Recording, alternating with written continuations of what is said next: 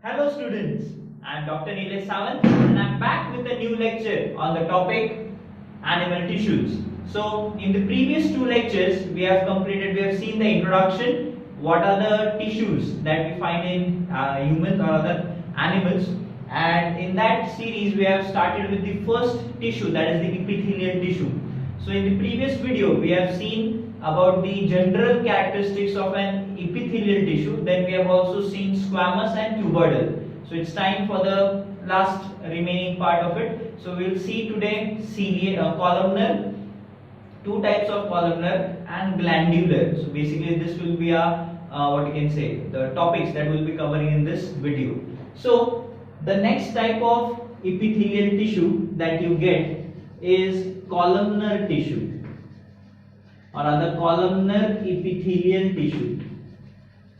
Now as I said, these are of two types. Okay, these are of two types, that is this is columnar epithelium. So columnar means what? First we'll see again, as we know, we see four different parts of its structure, location, function and obviously the diagram. Now पहले मैं general columnar epithelium की बात करता हूँ, फिर उसके दो types book में जो सेकेंड टाइप है उसको कॉलमनर में एक्सप्लेन किया और फिर उसका एक टाइप सीलिएटेड कॉलमनर उन्होंने सेपरेट दिया है. ठीक है, जो बुक में तुम देखोगे वो ऐसा है कि मैंने बताया था दो type, ciliated and non ciliated. तो पहले जहाँ पे प्लेन कॉलमनर दिया है बुक में उसमें नॉन सीलिएटेड वाला एक्सप्लेन किया है एंड दूसरे में सीलिएटेड. सो मैं वैसे ही बताने वाला हूँ. कॉलमनर की जैसे हमको पता है टू टाइप्स है, एक सीलिएटेड कॉलमनर एपिथेलियल और एक non ciliated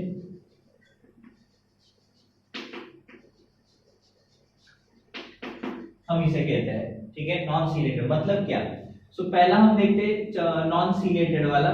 so non ciliated, तो मैं यहाँ पे नॉन,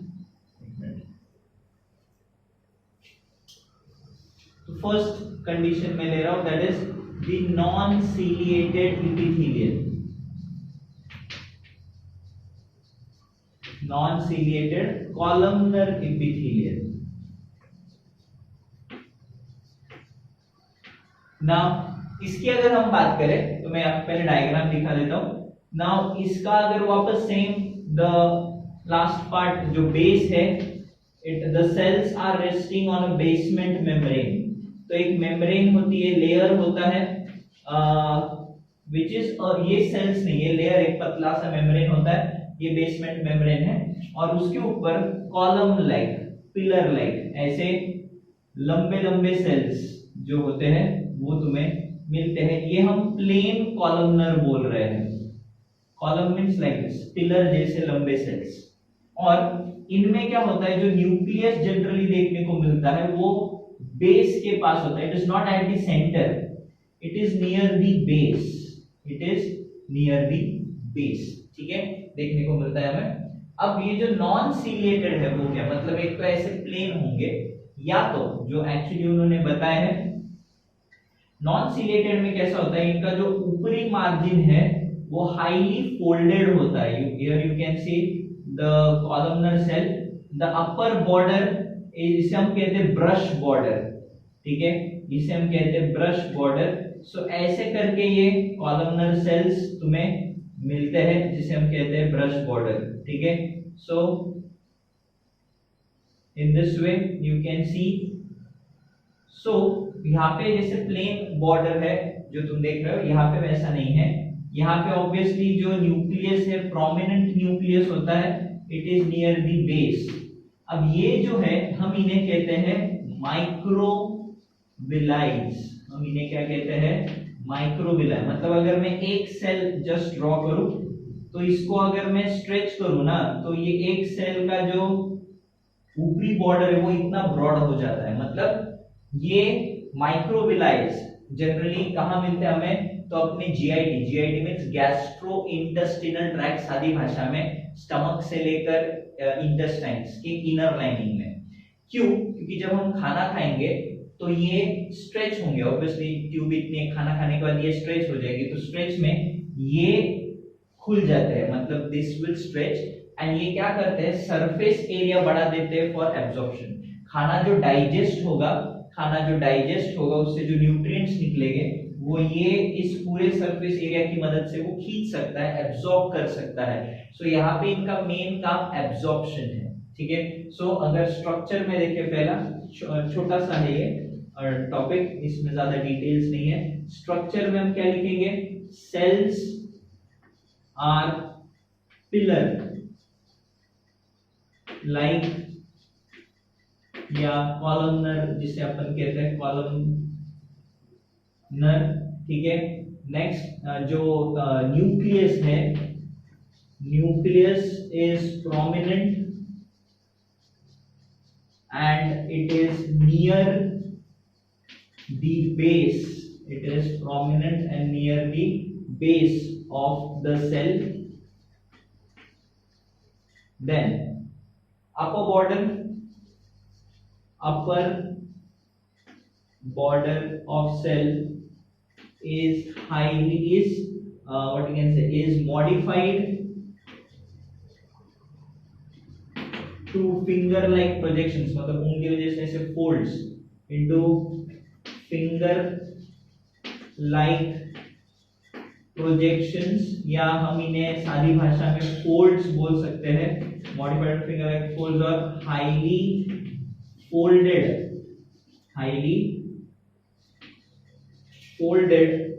structures,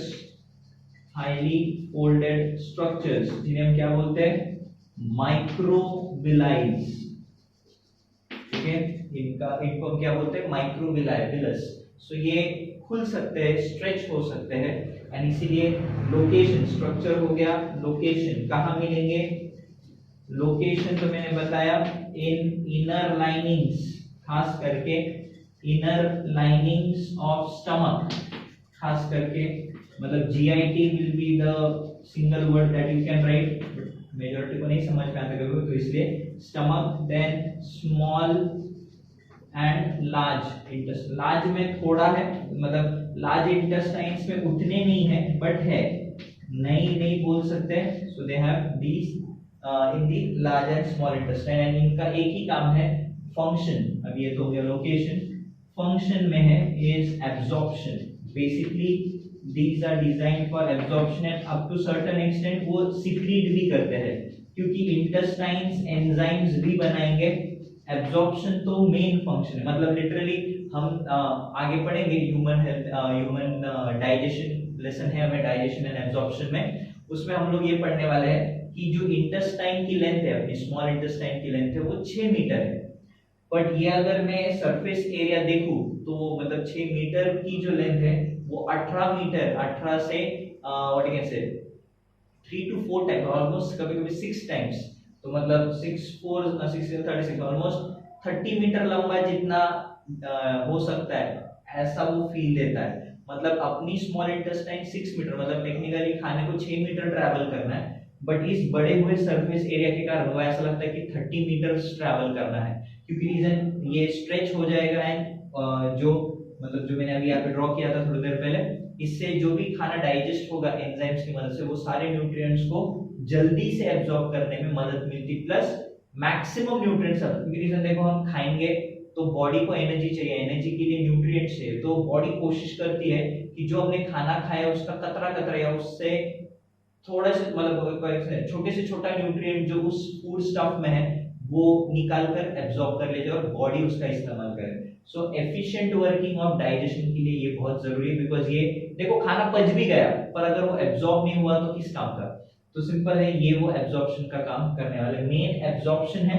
कुछ हद तक हम लिख सकते हैं सिक्रीशन ऑफ एंजाइम्स वगैरह भी ये लोग करते हैं, क्योंकि इनमें कुछ ग्रैन्यूल्स होते हैं, दिया है बुक में मेंशन किया है, सिक्रीटरी ग्रैन्यूल्स, इन्हें हम क्या कहते हैं, सिक्रीटरी ग्रैन्यूल्स होते हैं जो एंजाइम्स बनाएंगे। तो सबको नॉन सीलिएटेड समझा है, मैं थोड़ा साइड में हो जाता हूं, you can right the structure, location and function with the diagram. So screenshot निकाल सकते हैं, थैंक यू। सो निकाला होगा, ये तुम लोग लिखने वाले हो अपने बुक्स में। तो लोकेशन मैंने बता दिया। नेक्स्ट हम जो देखने वाले हैं वो है सीलिएटेड एपिथेलियल।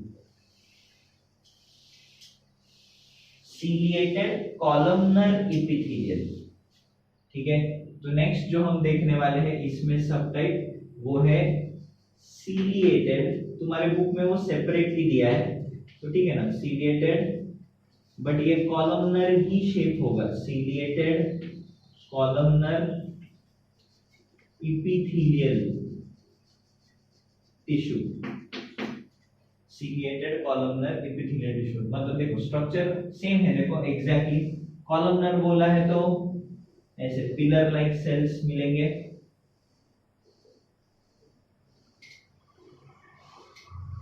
एंड सबसे main again nucleus will be at the base, nucleus will be at the base, and यहाँ पे अपर एंड पे कुछ ऐसे बेसल ग्रैन्यूल्स होते हैं, बेसल ग्रैन्यूल्स होते हैं, और इनसे हेयर लाइक स्ट्रक्चर्स बाहर आते हैं। ठीक है, मतलब छोटे बाल जैसे स्ट्रक्चर्स, उन्हीं को हम लोग सीलिया कहते हैं, उन्हीं को हम लोग सीलिया कहते हैं। सो ऐसे जो हेयर लाइक स्ट्रक्चर्स जो है वो सीलिया है। This is obviously the nucleus, this is obviously the basement membrane. तो हम लोग ऐसे भी सिंपल पढ़ रहे हैं, सिंपल मतलब सिंगल लेयर्ड होता है, कॉम्प्लेक्स मतलब मल्टी लेयर्ड होगा। सो ये है सीलिएटेड एपिथेलियल। ठीक है, ये है सीलिएटेड एपिथेलियल जो ऐसे दिखता है। तो ऑब्वियसली फर्स्ट वन में हम लिखेंगे स्ट्रक्चर। तो स्ट्रक्चर क्या है, अगेन सेल्स आर पिलर या कॉलम लाइक, पिलर और कॉलम लाइक। देन न्यूक्लियस कैसा है, nucleus is prominent and it is near the base, it is near the base and almost these cells are resting on the basement membrane। वो तुम एक point लिख सकते हो, all this single layer of cells is resting on the basement membrane। तो next ये है, next upper part basal granules, basal granules present at upper end of the cell, to which hair-like structures, to which hair-like structures, obviously they are called as cilia, are present।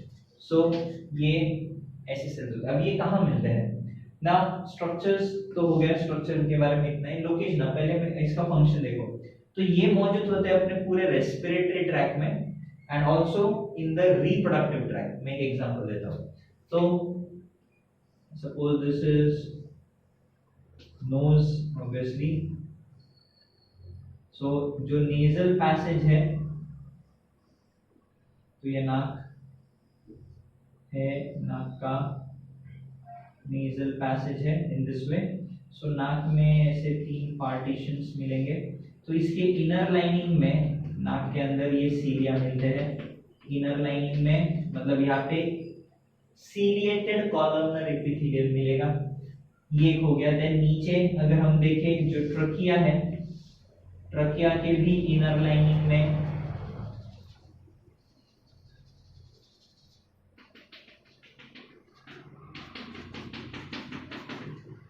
Trachea मतलब यहाँ जो है wind pipe के जो inner lining है वहां पे भी। तो जब हम सांस लेते हैं तो धूल मिट्टी ट्रैप करने का काम इन सीलिया का है। तो सीलिया का काम क्या है, ये धूल मिट्टी ट्रैप करनी होती है, इसलिए ये सीलिया मौजूद है। सिमिलरली यहाँ पे भी धूल मिट्टी मतलब इधर से बहुत हद तक फिल्टर भी हो जाता है, नाक में म्यूकस चिपचिपा सा सब्सटेंस भी होता है जहाँ पे डस्ट पार्टिकल्स वगैरह निकल जाते हैं, सीलिया उन्हें ट्रैप करने में मदद करता है। बट कुछ ऑब्वियसली जब अगर तुम हाईली पोल्यूटेड जगह से जाते होंगे तो गले से होते हुए ये ईसोफेगस, ये पीछे जो है फूड पाइप और ये विंड पाइप, तो ये विंड पाइप में भी घुस जाते हैं। और ये विंड पाइप मैंने ड्रॉ किया, ये वाला यहाँ पे तुम्हें ड्रॉ दिख रहा है। तो उसके अंदरूनी लाइनिंग में भी सीलिया तुम्हें मिलेंगे। अब इसका क्या होता है, जब हवा इसमें से पास होगी तो जो धूल मिट्टी है ये बीट करते हैं in one direction like this, मतलब जैसे हिचकी जो आती है वो इन्हीं की देन है। सो इनका काम जो है यहाँ पे नाक से ये डस्ट पार्टिकल्स ट्रैप करना, इसलिए जब आप छींकते हैं तो ये सारा निकल जाएगा, मतलब जो डस्ट वगैरह है वो निकल जाएगा। Any blockages in the path, nose path, तो वो हम छींक से वगैरह साफ कर सकते हैं। तो सीलिया का काम क्या है? प्रोटेक्शन, डस्ट पार्टिकल को अंदर नहीं जाने देना। प्लस यहाँ पे ऐसा होता है ना कि ये जो है यहाँ पे एक क्या बोल सकते हैं, फ्लैप होता है जिसे हम इपिग्लॉटिस कहते हैं। नॉर्मली होता क्या है, जब हम खाना निगलते हैं ऐसा, ठीक है, तो ये जो फ्लैप है वो थोड़ी देर के लिए विंड पाइप को बंद करता है ताकि जो खाना हमने खाया वो बराबर फूड पाइप में पीछे चला जाए। गलती से अगर ऐसा हो गया कि वो रिफ्लेक्स में कुछ प्रॉब्लम हो गया, कभी कभी ऐसा हो जाता है निगलते वो गलती से वो फूड पाइप को ही बंद कर दे, तो कभी कभी होता है खाने का निवाला विंड पाइप में चला जाता है। अब वो खाने का निवाला जब विंड पाइप में आता है तो ये सीलिया बीट करके उसको बाहर निकालते हैं और ये हिचकी होती है।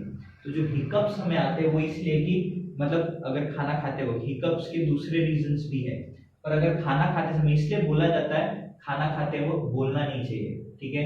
जब तुम खाना खाते हो बोलो मत, चबाओ अच्छे से, swallow it and then एक बार तुमने swallow किया फिर तुम बोल सकते हो, बिकॉज रीजन है बोलने के लिए विंड पाइप खुला चाहिए क्योंकि हवा जब बाहर आएगी तब आवाज आएगी, एंड जब तुम खाना खा रहे हो तो विंड पाइप खुली चाहिए। नॉर्मल टाइम्स में विंड पाइप बंद होता है क्योंकि हम दिन भर थोड़ी खाते रहते हैं। तो अभी जैसे अभी मैं हूँ तो ऐसे वक्त में फूड पाइप क्लोज रहेगा, ये जो ओपनिंग है वो खुली रहेगी क्योंकि हम कंटिन्यूअसली ब्रीथ कर रहे हैं। But for a small while जब हम swallow करते हैं तो उस वक्त क्या होता है, ये एपिग्लॉटिस निकलकर विंड पाइप को थोड़ी देर के लिए बंद करता है, खाना पीछे चला गया, वापस नॉर्मल ब्रीदिंग स्टार्ट होती है। So for that small time period when we swallow we don't breathe actually. So इसमें पर होता है, पर अगर सपोज तुम खाना खाते हो बोलना चाहते हो, हाँ मैं ऐसा ऐसा करते हैं अपन, ठीक है, हाँ मैं ये बघितलं ते पहले खाना खाते चबाते चबाते तुम अगर बात करने वाले हो तो प्रॉब्लम है, खाना swallow होना चाहिए इधर, बोलते हो ये खुला चाहिए, बेचारा ये एपिग्लॉटिस कंफ्यूज होता है क्या करूं। अनफॉर्चुनेटली अगर ऐसा हो गया गलती से swallow करते हो उसने फूड पाइप को बंद कर दिया, क्योंकि ब्रेन भी कंफ्यूज हो जाएगा क्या करना है, एंड फिर ऑब्वियसली गलती से फूड पाइप, तो खाने का निवाला जब इधर जाएगा तो it will cause hiccups. And mind you अगर ये निवाला थोड़ा बड़ा साइज का रहा एंड वो अगर अंदर गया you will choke to death, मतलब दम घुट के मौत हो जाएगी, क्योंकि रीजन है वो निवाला अगर सीलिया, देखो सीलिया पतले पतले छोटे छोटे बाल है, ये इस बड़े से निवाले को ढकल नहीं पाएंगे and obviously due to choking काफी लोगों की मौतें भी होती है। सो ये सीलिएटेड एपिथेलियम एक बहुत इंपॉर्टेंट रोल प्ले कर रहा है, prevents the dust and even food particle from entering. छोटे पार्टिकल्स है तो वो बीट कर करके मींस उसका normal direction is always upward cilia का, तो ये क्या करेगा उस खाने के निवाले को वापस गले में लेके आएगा, फिर हम swallow कर सकते हैं। इसलिए जब अपने को हिचकी लगती है तो अपन पानी पीते हैं, क्योंकि पानी जब पिएंगे रेगुलर रिफ्लेक्स रिस्टोर होगा, और अगर वो खाने का निवाला जो फूड विंड पाइप में गया है वो वापस अगर आ गया होगा तो फिर वो swallow कर लिया जाएगा। इसलिए खाना खाते वक्त बात नहीं करनी चाहिए, रीजन ये। तो सीलिया जो है वो एक इंपॉर्टेंट रोल प्ले कर रहा है, तो ये एक जगह है। दूसरा जगह जो है वो है रिप्रोडक्टिव ट्रैक्ट। अब फीमेल का रिप्रोडक्टिव ऑर्गन्स तुमने 10th स्टैंडर्ड में पढ़े हैं, ये फीमेल फैलोपियन ट्यूब है, ये यूटरस है लाइक दिस, तो ये फीमेल का रिप्रोडक्टिव ऑर्गन्स है। यूटरस वो जगह है जहाँ पे बच्चा डेवलप होगा, एंड ये आउटवर्ड वजाइन और ये ओपनिंग है। नाउ होता क्या है, फीमेल गैमेट जो है वो ओवरीज बनाती है, ये वो ग्लैंड्स है ओवरीज, ओवरीज अपना गैमेट यहाँ रिलीज कर देती है इन द बॉडी कैविटी, और फिर ये जो फिंगर लाइक प्रोजेक्शन है वो इसे अंदर खींच लेते हैं, मतलब यही गैमेट अंदर आ गया है।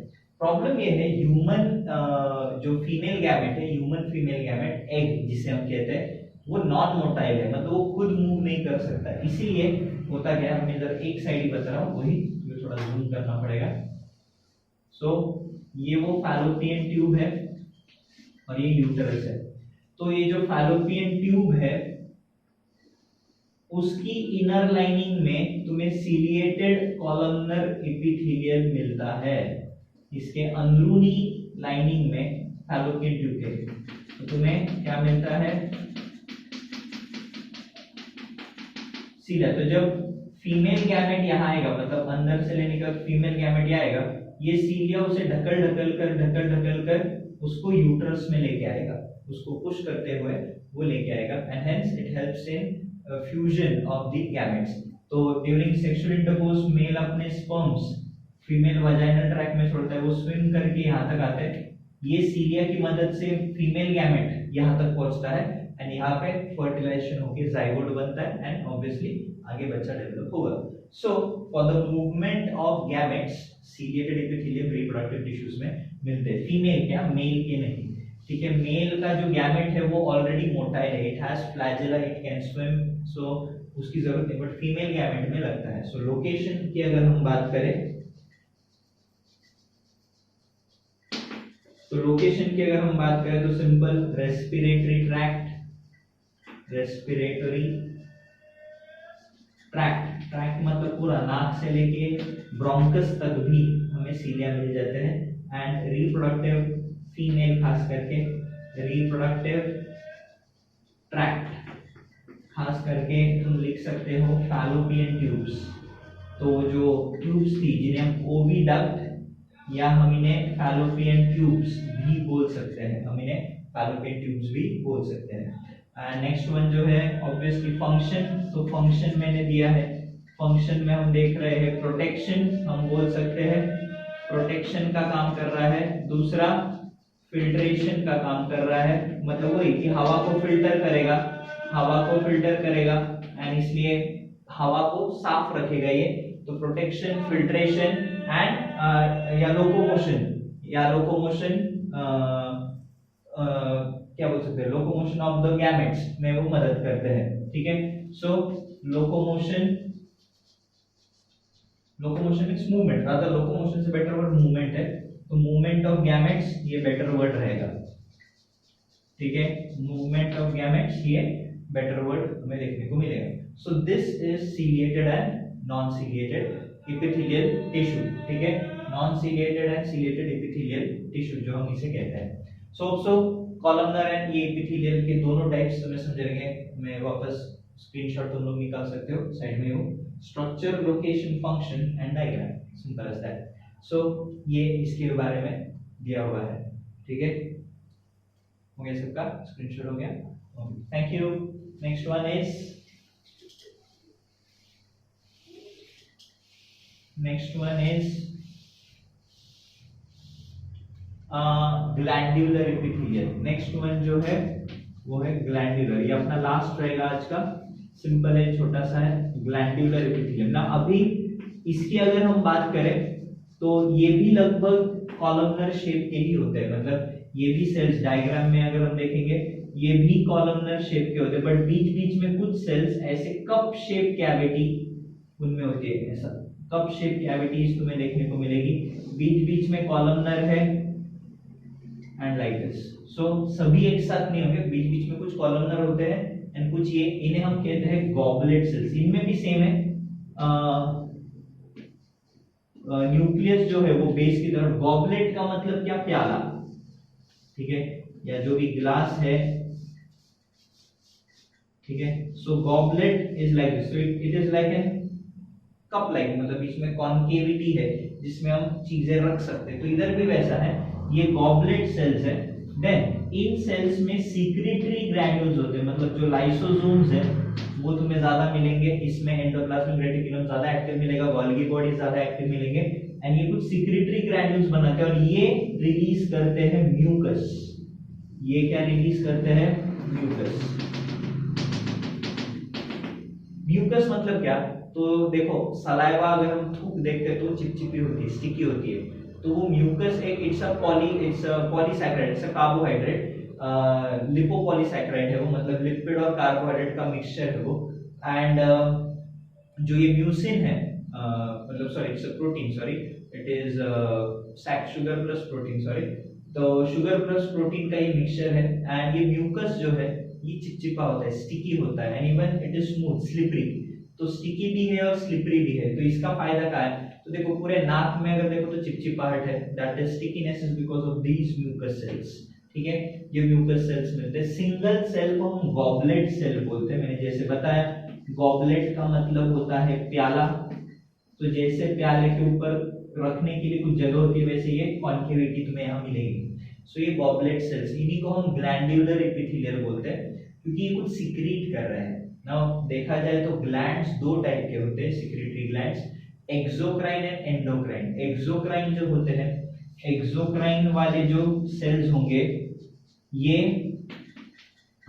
एंजाइम्स, ये एंजाइम्स सीक्रेट करते हैं और इन ग्लैंड्स के डक्ट्स होते हैं, इन ग्लैंड्स के डक्ट्स होते हैं, ट्यूब होती है जिससे वो, जैसे सलाइवरी ग्लैंड हो गया, सलाइवरी ग्लैंड अपना कान के आगे और नीचे मतलब यहाँ है, बट ये अपनी ट्यूब, एक ट्यूब है जो अपनी सेकंड मोलार की तरफ खुलती है और ये कंटिन्यूअसली सलाइवा बनाती रहती है।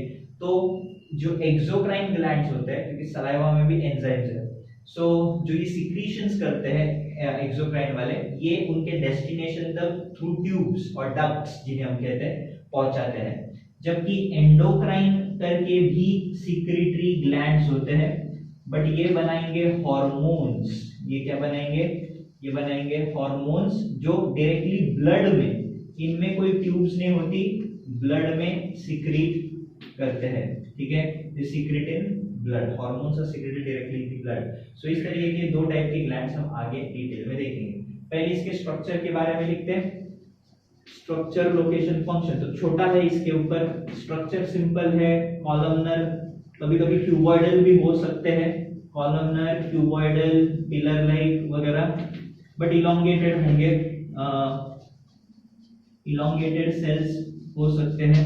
पिरामिड लाइक भी दिया है बुक में, पिरामिड मतलब सबको पता है ऐसे होंगे थोड़े से, बट इसमें ये कैविटी है ऐसा, तो ये नहीं बोल सकते। तो पिरामिड लाइक भी बुक में मेंशन है कुछ कुछ, सो वो भी है। So they are either columnar, cuboidal, elongated cells होते हैं। Again nucleus at the base, nucleus is at the base, then upper surface has concave depression,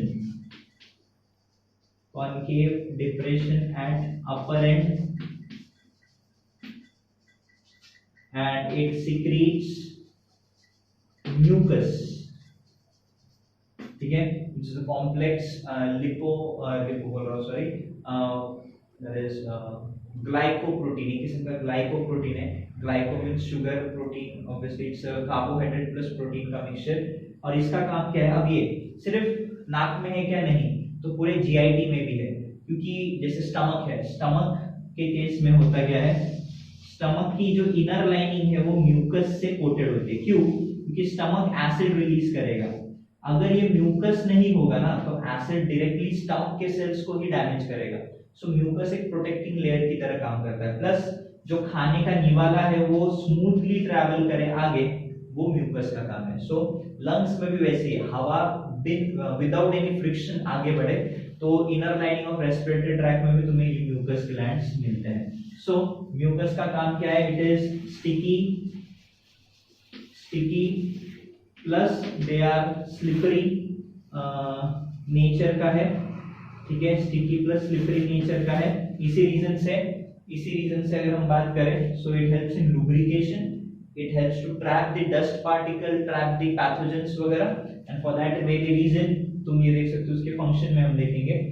location तो मैंने बताया, रेस्पिरेटरी ट्रैक्ट, ठीक है, respiratory tract, digestive tract, respiratory, digestive, up to some extent reproductive tracts में भी तुम्हें mucus मिल जाता है, म्यूकस सेल्स मिल जाता है।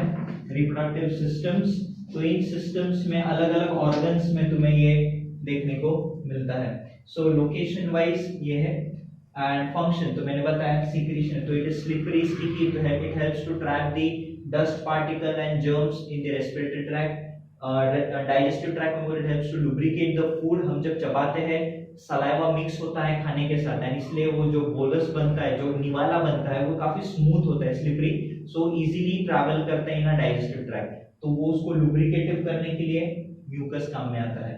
म्यूकस दूसरी बात खाने के निवाले को बाइंड भी करता है, ठीक है, छोटे छोटे हम चबा चबा के फूड पार्टिकल्स करते हैं, एंड उनका स्टिकीनेस, जो उसमें स्टिकीनेस चाहिए ताकि वो बोलस बने, वो इसके कारण आता है। रिप्रोडक्टिव ट्रैक्ट्स में भी स्लिपरीनेस मतलब होता है फॉर सेक्सुअल इंटरकोर्स के वक्त, वो थोड़े मदद करते हैं। सो ये कुछ रिप्रोडक्टिव ट्रैक्ट्स है। Then even inner linings of what you can say जो रिप्रोडक्टिव ट्रैक्ट्स हैं वो भी स्मूथ होते हैं and because of the mucus.